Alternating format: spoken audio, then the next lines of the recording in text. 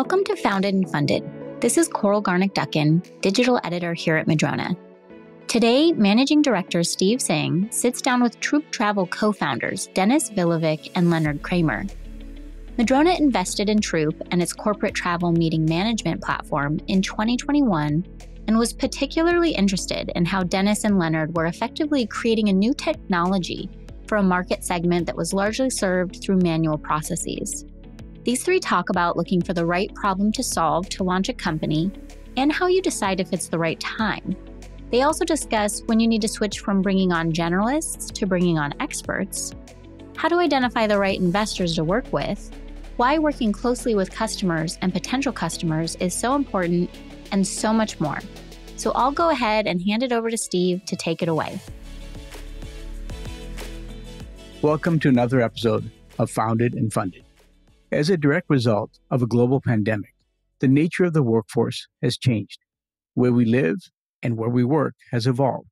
What has not changed is our desire to get together, to collaborate, and improve the quality of life. So how do globally distributed teams come together to collaborate? To explore that question, we're going to be speaking with Dennis Vilovic and Leonard Cremer, the co-founders of Troop Travel, a next-generation meetings management travel platform. Dennis, Leonard, why don't we start with just speaking to your experiences prior to Troop? What was it, as far as a pain point, that inspired you to create Troop?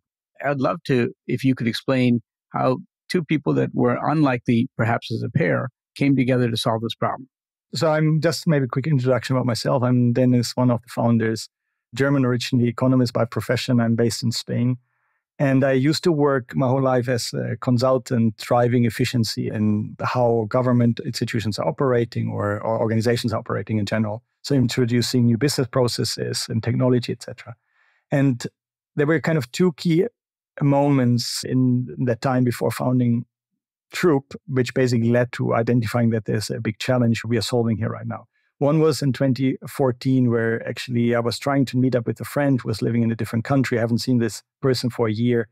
And we said, like, hey, let's just come together somewhere. It doesn't really matter where, but we just wanted to spend the weekend together. So I remember I literally went into Google and I put in, okay, I'm based in Madrid. My friend is based in Munich. Where do we meet? And I thought there would be this service which kind of helps us to tell me, like, well, if you meet in Paris, that's the cost. And if you meet in Lisbon, it would look like this, etc. As well, it didn't exist. And so I manually gathered these data points in a Google Sheet. It took me a week approximately just to bring two people together. And then in the end, we realized, okay, actually coming to Milan would be the best option. So we met in Milan and it was great. And then the fast forwarded like a few years. The second part of the story is that I started to work for a global organization, which is a membership organization, having a lot of members all over the world, bringing them together frequently. And I was part of a remote team at the time already. I was wondering, like, whenever we organize our internal team meetings, like, why would we always go to locations which, in my opinion, didn't make any sense? So, for example, we kept going to Paris. And Paris is a beautiful city, but as well very expensive. And I thought, like, why are we not going to Prague, for example? And that's where kind of I had this frustration in that organization. And that's where I met as well Leonard, actually, who was a member of that organization. And that's where we realized, like, we should maybe try to solve this. Fantastic. And Leonard, what's your background? And how did you get interested in solving this problem? No, Steve, so my background is from a technology perspective. So I studied engineering and then I worked in telecoms for a number of years. Our previous business that we founded was integrating with mobile operators and doing high volume transaction switching for them. And we grew that business across Africa into a number of countries. But then that industry started to change and I joined the organization EO, entrepreneur organization, to network internationally and to look for other opportunities. And I think it just shows you also the power of in-person meetings, where I met Dennis in person 2 times at some of these events organized by the organization. And it's really through those events and discussions with Dennis where, he introduced me to the idea. And initially I didn't know if there's opportunity or not, but after the second time I came back to South Africa and I started doing some software around it, just to test the scenarios. And then we saw actually that there is opportunity to save quite a lot on the cost side of the travel, but also the travel time. And then from there, we started exploring the idea properly and talked to funders, etc. That's incredible backgrounds. One of the things that is common across both of you is that you both worked at fairly large organizations in the past, had very comfortable jobs, could meet your needs and your family's needs easily. It's risky, it's challenging to go start a business. How did you get comfortable with that idea? What drove you to say, yeah, this is the right time to go do it, or this is the right thing for me to do?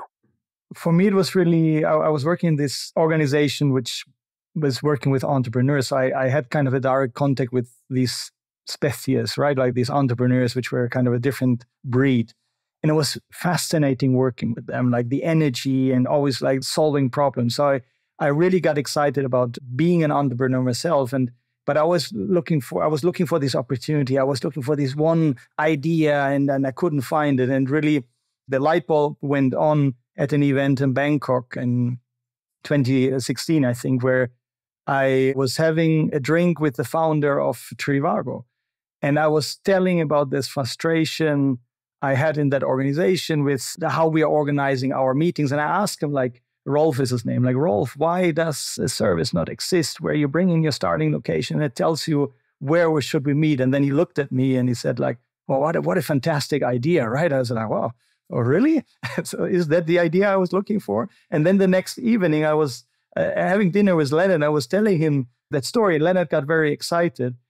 And then 2 weeks later, Leonard was back in South Africa. I was back in Kenya at that time. Leonard gave me a call and said, like, hey, I actually looked into that idea and I think there is something. So there were like some key moments which led us into, well, at least spending our free time working on this concept. And then the real game changer came as then a few months later, actually, the founder of Trivago said, like, hey, he wants to invest in that idea we have. And then I said, okay, I mean, if someone gives us money to build this business, then, I mean, we have to go all in, right? And that was for me the reason then to say, like, okay, let's actually become an entrepreneur. And I have enjoyed it very much so far. For me, the journey was a little bit different. I think for me, because I've gone through the journey myself, I understood what the adventure is of building a company. And I think it's just, in my previous company, I've been there for 15 years and it was an established company. And I think that excitement was gone. And I was really looking for something to get involved in again. So at that time, when I met Dennis, I was actually exploring a few different ideas around where you can apply technology to make the business processes better. And I think when we started exploring this idea, I was still continuing with a few of these ideas. But then as the idea crystallized, then we saw there's a real opportunity. And then also, I think when we raised the funding from Rolf from Trivago, that's when I stopped all the other opportunities and went full time into this and then started the journey to where we are now. And so far, I'm assuming it's been a fantastic experience. I think for both of us, it's really, and every time you do it, you learn new things. And I think it's just such a unique opportunity that we have here that we're excited about the future. So you gentlemen started the company in 2017. And a couple of years later, there was a global pandemic. Now, most founders, especially operating in the travel industry, would have looked at the impact of the pandemic and said, boy, maybe we should rethink our strategy and maybe think about a different area to go focus on. But you saw it as an opportunity. Tell me a little bit about why. So actually, the time before the pandemic was quite exciting. 2019 was the first year where we had paying customers, and immediately we signed for a large corporation, Fortune 100 companies. So it was quite exciting. So we went into 2020 really with a lot of expectation, a lot of hope. We were at the Business Travel Show in London actually just 2 weeks before the pandemic started.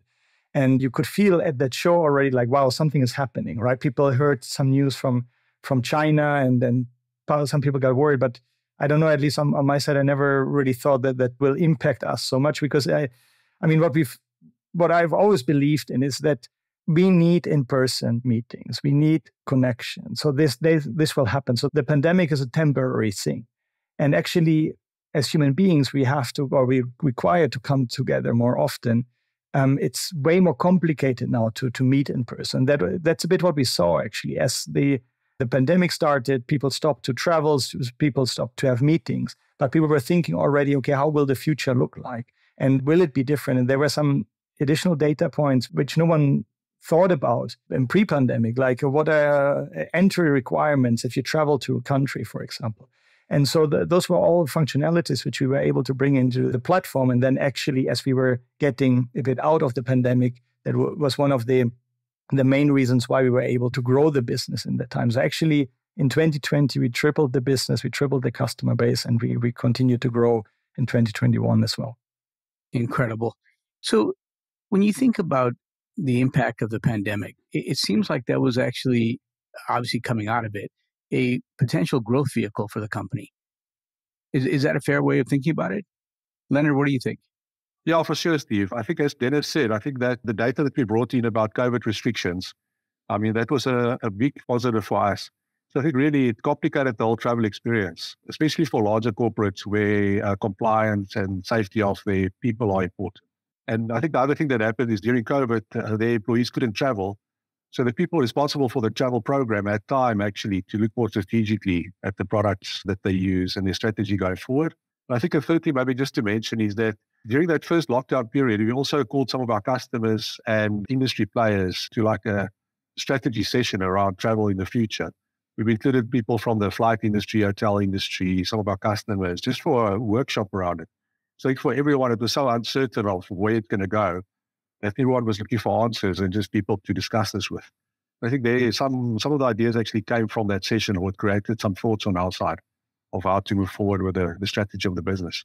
And just to add maybe to what Leonard was saying, in pre-pandemic, already there was some remote work happening, right? Actually, in our case, I mean, I have been working remotely since 2016, but it wasn't that common. But then obviously with the pandemic, where within a couple of weeks, companies had to move from working on-premise into working fully remote.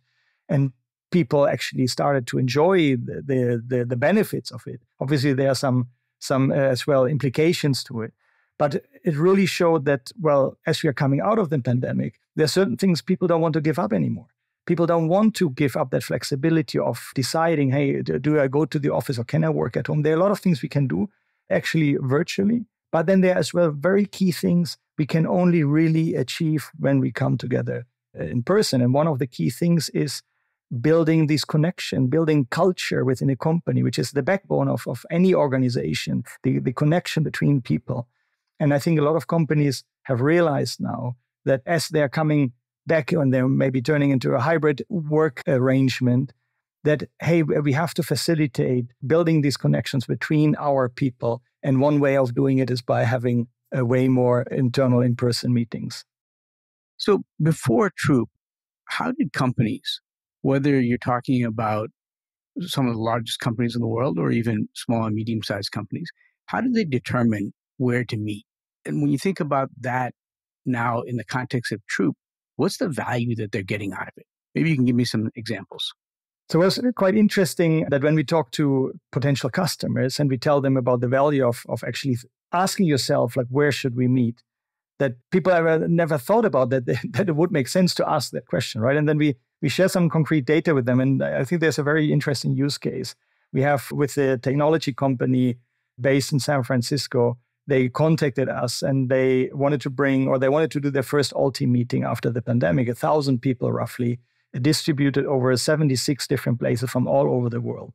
And they said, okay, we want to bring everyone to San Francisco. And they asked us, okay, can we help them by basically letting them know what's the impact in terms of cost, etc. So we run it through our technology and we told them, okay, if you bring these 1,000 people to San Francisco, it will be roughly $2.5 million in cost, which, I mean, it's a big group. But then the real interesting data point no one ever thought about is that it will take the group roughly 14 years of working time. They would spend 14 years of working time on planes traveling to San Francisco and traveling back home. And that event would actually as well produce 2.5 thousand tons of CO2.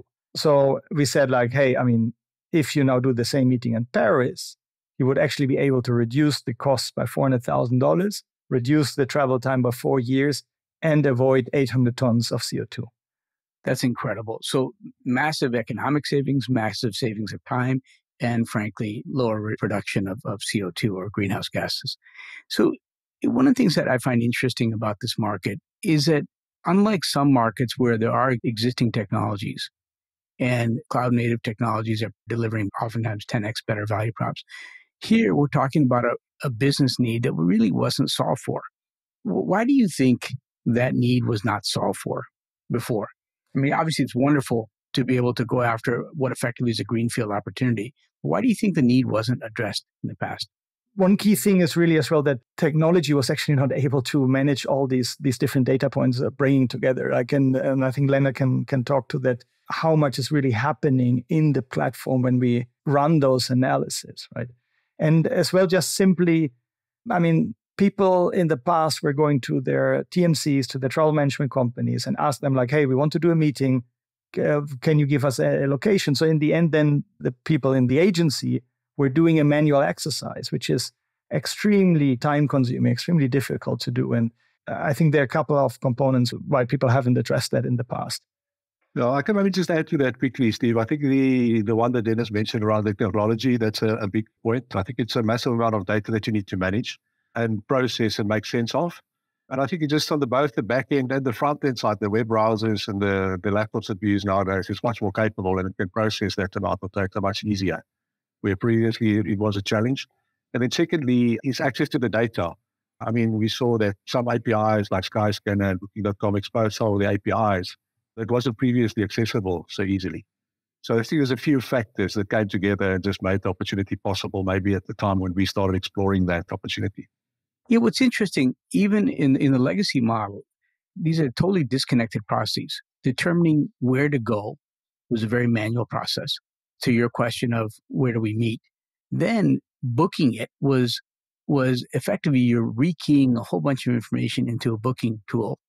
And then there's no real itinerary management. Talk to me a little bit about what is the vision for Troop's product suite? It's obviously more than just answering the simple question of where do you go? Yeah, exactly, Steve. And I think what we saw initially, I mean, our idea was more around finding the best meeting place, which was very much a manual process. And as soon as the meeting got too complex, it just didn't happen because it was too much data processing manually. So people didn't do it and they picked a spot like Dennis mentioned, like Paris, and you just go there again and again, and it's personal opinions. And I think we're filling that piece of the need, we're filling with the tool, Troop. But then I think the interesting thing is that when you do that exercise, we sit right at the beginning of a process of executing a meeting. So it's exactly what you say. You need to book it, you need to manage it, there's expenses associated, etc. And because we're right at the beginning of that process, I mean, you can then build the product out to really service that whole journey of a meeting planner and also attendees.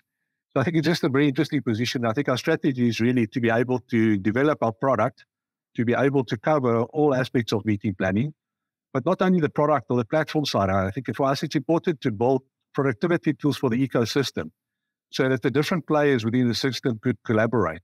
Like, for instance, the person organizing the meeting should be able to collaborate with meeting planners in the city where they want to go and get proposals and collaborate with them around the proposals. Also, the data providers in the industry, like meeting space providers, visa providers, local transport, want to enable them to become part of this ecosystem through a marketplace that they could integrate into our platform with and make their services available to either our customers that's planning the meeting or the local meeting planners that wants to do proposals. So I think for us, it's the platform, the whole journey, but also this whole ecosystem, and to enable them all to be more productive and solve the meeting planning process in a better way. So in effect, what you're doing is you're building a booking and a full travel experience for meetings as opposed to individual travel, which obviously has been automated by companies like Concur in the past. But there's really not been anything to automate the group travel experience. Exactly. And I think that group planning process is quite a bit different from individual travel. And I think the complexity for a meeting planner is that traditionally it was different people booking in different places, and to collaborate all that and make sure who's booked, who hasn't booked, what the status is of the hotel booking, the flight bookings, etc. So we enable all that with the future vision of Troop, which just makes the whole process a lot easier. And maybe, Dennis, you can expand a little bit upon the meeting planner concept that Leonard just mentioned. You know, so certainly the way I interpret it is that, hey, if we're picking a location for the group to meet, you want local experts to be able to advise not just on locations to use, but also maybe even coordinate as part of the trip. Is that the right way of thinking about it? And then how do you see that ecosystem expanding?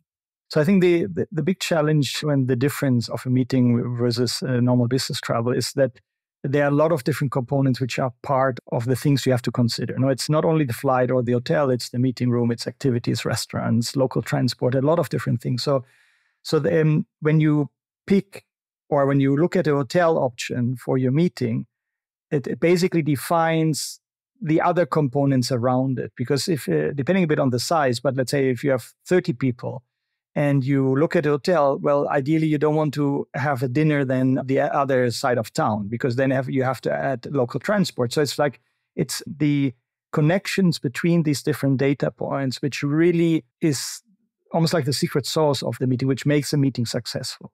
And I think the way we look at local experts is that there are people in every city around the world which are focusing on organizing professional meetings in those cities. And they know exactly if tomorrow I want to do an executive meeting in Seattle, they will tell me, well, there are really only like these 3 hotels which will work for you. And if you take this hotel, then you should take that restaurant and you should take that activity, etc. And I think that's the fantastic knowledge we are bringing into the technology to actually help you to really make your meeting successful. That's incredible. So you end up getting a far better experience in each location than you could if it was a centrally managed through an organization that may or may not know the details of that particular city or that particular town. Yeah, just maybe to give you a concrete example, we are planning our next all-team meet. As I said, like we are fully remote. We're planning our next all-team meeting for next year.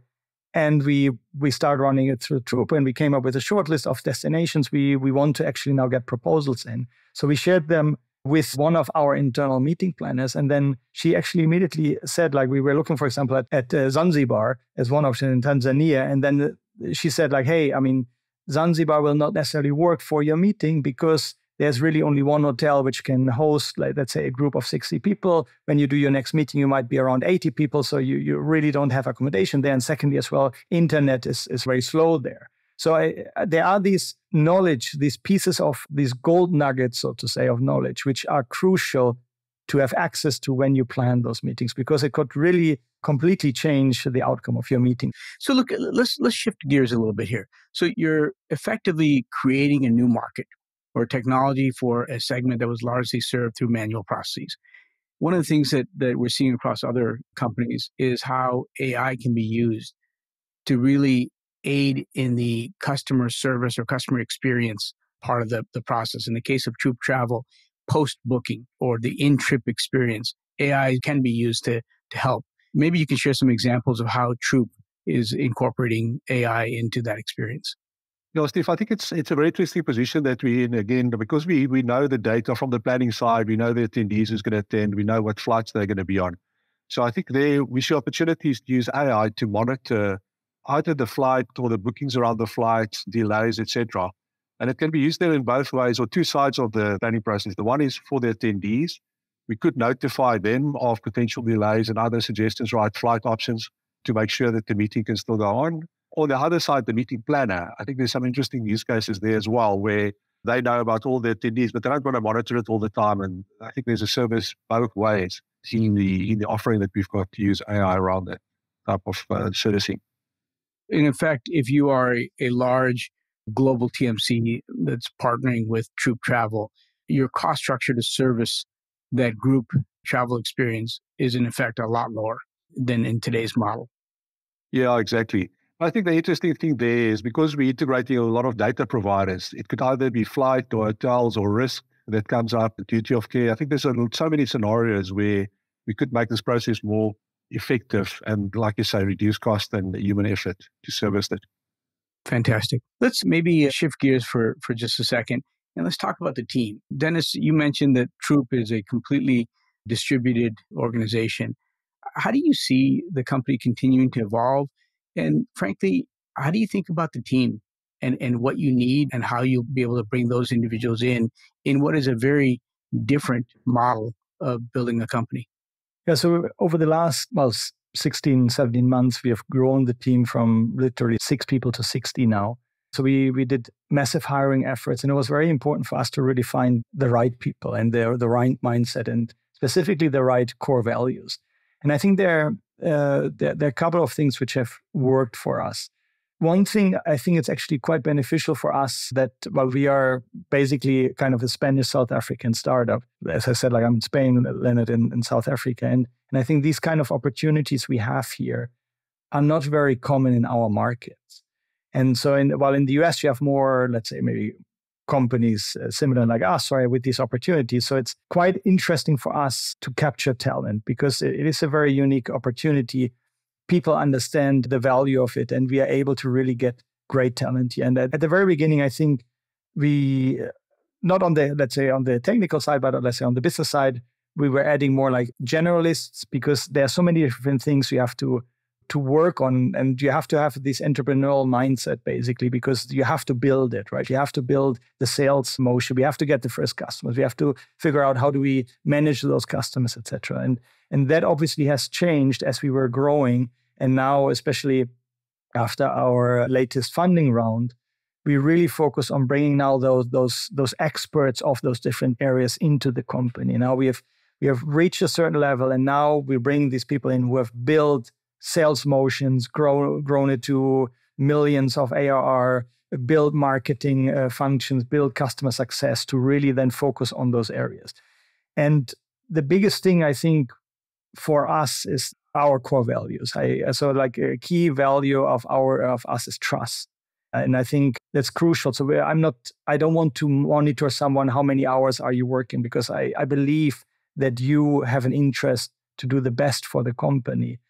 Because it's beneficial for you as well. And I think values and culture for us are really, really important. And that's why we have a very strict recruitment process where we go really into those culture interviews and where people as well sometimes are not able to pass to the next level.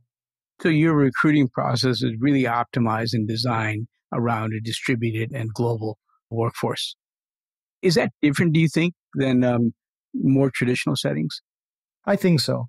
I really think so. And again, not everyone likes to work fully remote. And we as well understand that obviously in-person interactions are crucial. But luckily we have our own technology to help us to figure out how can we come together. And that's why once a year we bring the full company together. But then even throughout the year, there are smaller meetups. So it's really a combination of things. It's the moment when you have this in-person connection, that's where the magic is happening. But then you go back home and there's a lot of things you can obviously do fully remotely. And it allows you actually as well to bring your life and work closer together. I feel it's almost like we can't look at it separately anymore. We shouldn't think about, okay, this is my life and this is work. No, it's actually, this is your life and you should spend your time on things you are excited about. So we are bringing people on board who are really excited about solving this problem we are trying to solve.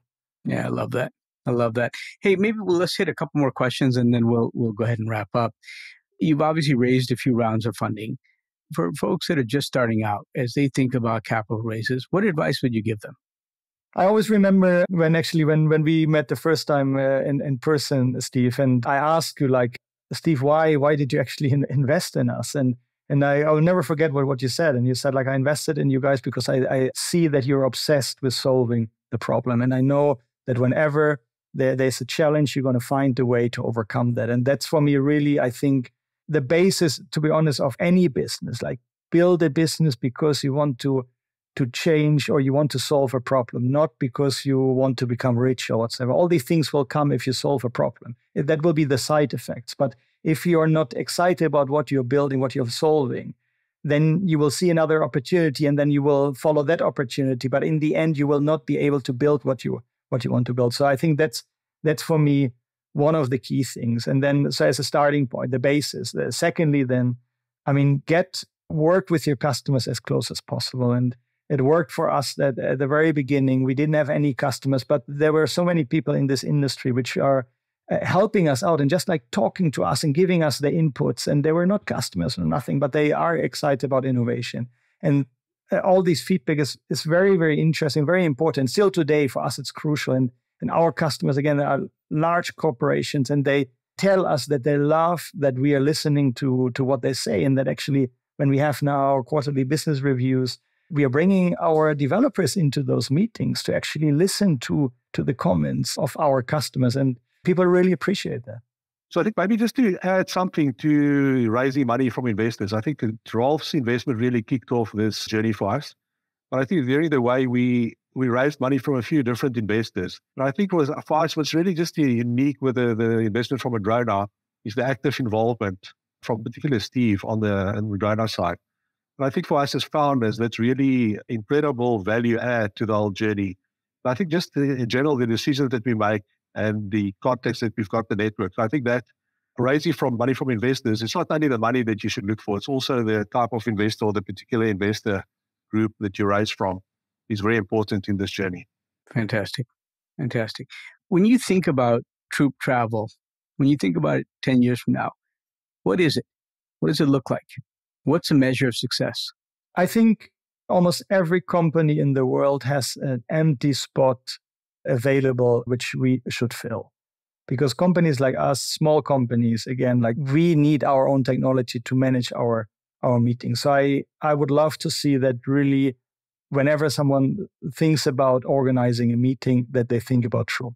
Yeah, I agree with what Dennis said there. Maybe just to add, I think from a product perspective, I think what would be great for us is that, during this value chain, we've got the meeting planner, the attendee, the local expert, the data providers, the partners, that all of these players see value in what Troop gives and want to work with the Troop product and not be forced, for instance, like a Fortune 500 tell their local experts to work with it. We want all the different players in this ecosystem to love working with the product and to want to use it. And then, I think what Dennis said is the other side of it. I'll just add one thing to both your comments. So, Dennis, you're 100% right. What really drew me to both of you gentlemen was your obsession to solve this problem. And having built a company myself in the past, it's that maniacal focus on solving the problem better than anyone else in the world can solve it that really takes you through to the realization of that opportunity. That said, the other thing that I was truly amazed by is that this is an area that really hasn't been addressed. The simplification of how you plan a meeting, how you book it, how the expenses are accounted for, the analytics, and then managing the itinerary all the way through the process, and notifying everybody about where things are, where other travelers are, and when they'll be there, and coordinating across an entire group experience. It's amazing to me that this problem hasn't been solved. And so we saw an opportunity, we at Madrona saw an opportunity to partner with two incredible founders to go build a multi-billion-dollar company to solve this problem. And to be fair, it's not so much that, hey, we want to go build a multi-billion-dollar company, which of course we certainly do, but solving a problem that becomes the fabric of how business is conducted, that's compelling. So we're really honored to be on this journey with both of you and with the 58 other members of the Troop Travel team today. Gentlemen, thank you very much for being a part of Founded and Funded. And I look forward to seeing you in the near future at our next meeting location. Thank you, Steve. Thank you, Steve. Thank you for listening to this episode of Founded and Funded. If you're interested in learning more about Troop Travel, visit trooptravel.com. Thank you again for listening, and tune in a couple of weeks for our next episode of Founded and Funded.